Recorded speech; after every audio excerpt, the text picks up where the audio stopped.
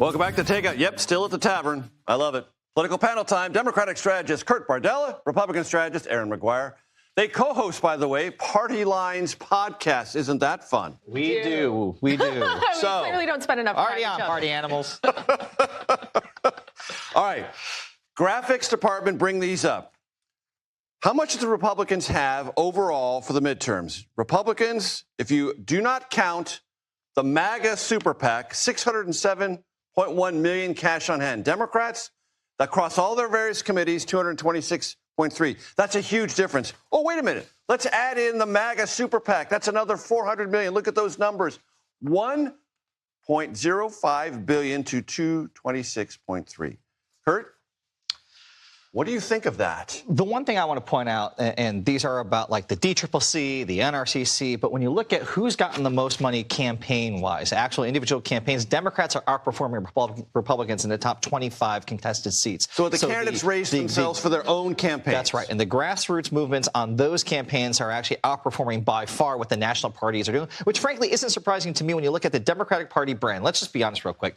The organizing Democratic brand is not popular with the Democratic Party base. After what we saw with the 2024 election, the idea that Democrats, donors would be going to funnel a bunch of money into that they're not going to send that money apparatus. They're going to send it to the districts and the candidates they support. Aaron, fair point? I think that is a fair point, and I think the counter to that is the question for Republicans. That is $1 billion roughly sitting in outside entities. How are they going to spend? What are they going to spend? There was reporting today that the White House political team, the senior team, James Blair, Susie Wiles, Tony Fabrizio, the pollster, all got together today to have another conversation about messaging and about midterms and how they plan to spend that money. Because Trump's very good at raising money. He's been the best that Republicans have ever seen. The question for Republicans is always, great, you've got it. How are you going to spend it? And when are you going to spend it? Because right now, in the second quarter, they spent nothing for any. And if I was them, campaigns are always good at spending good money after bad. They're not known for efficiency or spending money smartly. Right. I mean, look, if I was Senator Susan Collins right now, in the time where you've had the Democrat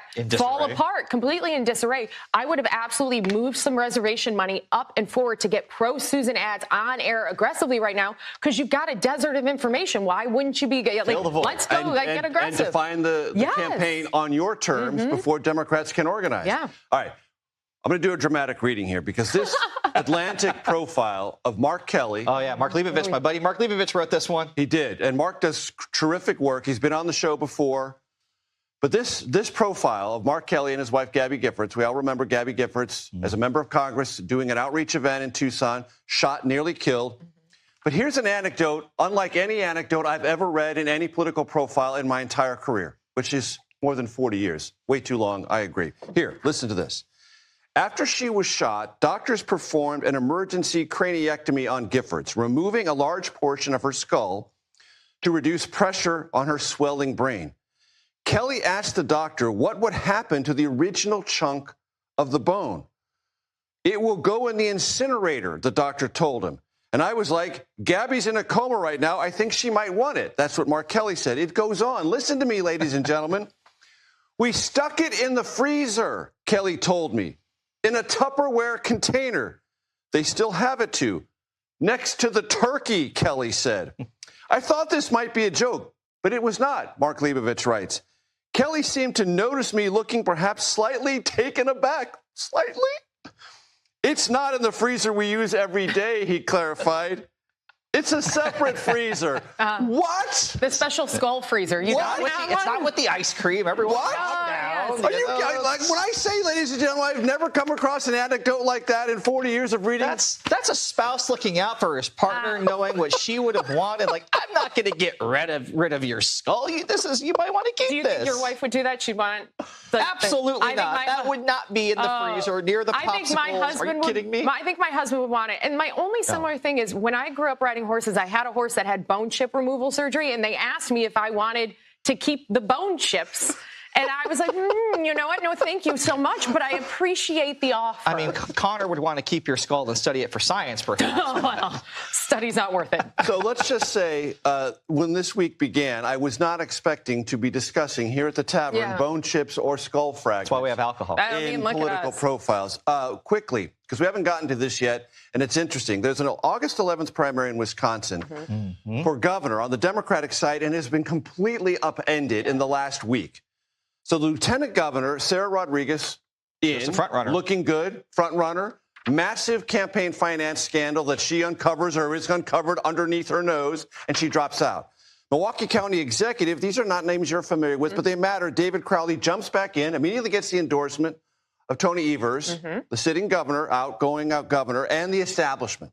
But State Representative Francesca Hong, the progressive, still looks like she has the inside track. Hurt? Yeah, what you're seeing here is what I call the Graham Plattner effect. All of a sudden, Democrats in a lot of different places, Michigan, Wisconsin, are going, these far-left candidates may not cut it outside of New York City or California, and if we allow them to take these nominations in places like Michigan, in places like Wisconsin, we will lose those seats. We will not be gaining ground. We'll be losing ground. And in one of the most favorable electoral environments you could possibly ask for, Democrats are close to snatching defeat from the jaws of victory. So they're trying to run more establishment candidates. I know establishment's a bad word, but trying to run they got candidates. They've got a very short window to try to do that. Aaron? Well, also, when you look at Wisconsin, Crowley coming back into this race between Mandela, Barnes here, he's almost like a killjoy here because he's taking away the votes, splitting that, which is going to make Hong stronger in the long run, not weaker. And Wisconsin is a purple state, but it has a progressive base and has for decades. You can go back to Scott Walker, Act 10, taking over the Capitol in 2011 when people moved in for months in Wisconsin. So this is a purple state at its core. I've done multiple cycles there. Yep. I think Hong right now is still the favorite to win. Yeah. You look at why Hillary lost in part in Wisconsin in 2016. It's because Bernie Sanders' voters stayed home. They did. Aaron McGuire, Kurt Bardella, enjoy the tavern. You're always welcome. Cheers. Happy Tuesday, everyone. This is The Takeout, relentlessly curious, reliably civil, occasionally clever. The Daily Report is next.